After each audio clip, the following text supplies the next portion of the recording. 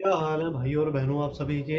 आज का दिन 31 तारीख महीने का आखिरी दिन, और जिस आखिरी दिन पे फिन निफ्टी की एक्सपायरी हुई है, मंथली एक्सपायरी।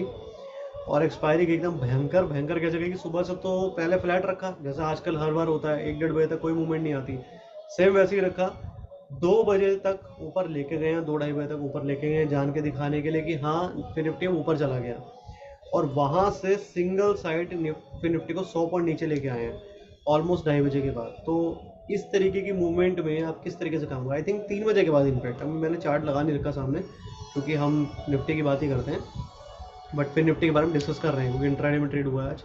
तो 100 पॉइंट वहां से नीचे आया है, और ऐसे में जो पुट्स 2-2 रुपए की पुट्स थी, 2 रुपए ढाई रुपए की, 50-50 रुपए तक गई हैं इंट्राडे के अंदर 10 से 15 मिनट के अंदर। सोचो आप कितना पैसा बना होगा बायर का और कितना पैसा लगा होगा सेलर को। तो आज के टाइम में इतनी वाइल्ड मूवमेंट आ रही है कि आप लोगों को स्ट्रेटेजीज तो करनी ही करनी है, वो तो एक अलग पार्ट है, वो तो आपको बेस्ट स्ट्रेटेजी देखनी पड़ेगी मार्केट मूवमेंट के अकॉर्डिंग और मार्केट की कंडीशन के अकॉर्डिंग।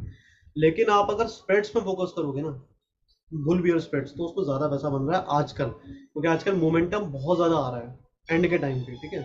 तो बुल बियर स्प्रेड में काम करो, होपफुली आजकल काम उसमें चल रहा है तो आप पैसा मिलेगा अच्छा।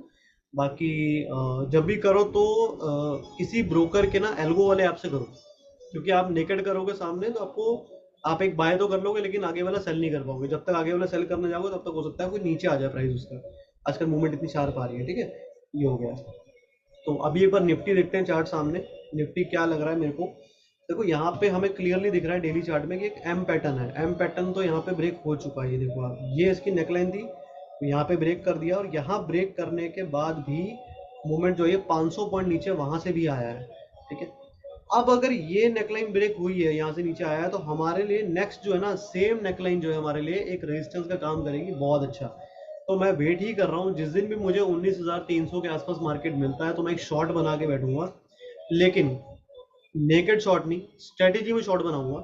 होपफुली या तो मैं नीचे की बटरफ्लाई बाय करूंगा, या कुछ ना कुछ इस तरीके की स्ट्रेटेजी बनाऊंगा जो मुझे नीचे आने में पैसा दे, ठीक है, और ऊपर जाने पे कम पैसा लगे, ठीक है। क्योंकि market is a game of probability, और मार्केट एक बिजनेस की तरह ही आप इसको, मार्केट को ट्रेडिंग को लेना है आपको। तो अगर आप ट्रेडिंग के अंदर आप ये देख रहे हो कि यार अगर ऊपर चला जाता है तो मेरे को इतना पैसा मेरा लगेगा, और नीचे आता है फेवर में तो मुझे इतना पैसा आएगा, तो वो आपका रिस्क रिवॉर्ड होता है, और इस चीज को आपको मेंटेन करके ही ट्रेड करने होते हैं। तो एक बार 19,300 के आसपास अगर मार्केट आता है, 200 से तो नीचे आ गया आज एक बार, 150 पॉइंट तो इंटरडे में मिल गए आज। लेकिन अगर 300 पे वापस जाता है तो मैं एक बार शॉर्ट बनाऊंगा, ठीक है। और 300 के आस मतलब रफली 300 के आसपास में शॉर्ट बनाऊंगा।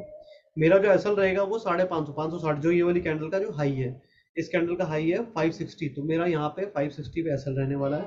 300 से 350 पे मैं शॉर्ट बनाऊंगा। इतना बड़ा एसएल क्यों?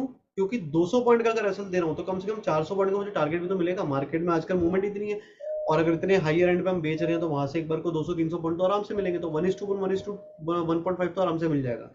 बाकी उसके आगे भी मिलेगा तो वो हमारी किस्मत है। तो एक बार ये ट्रेड मेरा होने वाला है। तो मेरे हिसाब से जो सेलिंग रेंज है 19,300, 350 है, ठीक है। पूरे दिन ट्रेड नींद आ जाती है, ठीक है। और अगर वो आ जाता है 19,300, 350, तो शॉर्ट में बनाऊंगा ही बनाऊंगा। एसएल 560 का लगा के छोड़ दूंगा।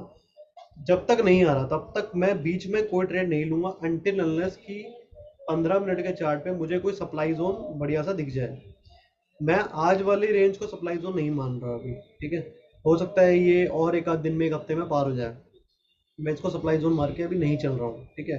बनता तो है ये, लेकिन मैं नहीं मान रहा अभी। एक बार को इसको ऊपर 300, 350 के पास ही मैं शॉर्ट बना करके ट्रेड करने का मैं सजेशन अपने खुद के लिए मैं इसको रखूंगा। यहाँ पे मैं एक लेवल लगा के रखूंगा, ठीक है।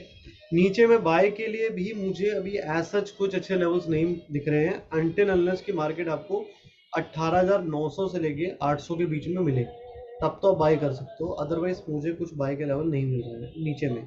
ना तो मैं यहाँ पे इंटरेस्टेड हूँ, ना यहाँ पे इंटरेस्टेड हूँ, ठीक है।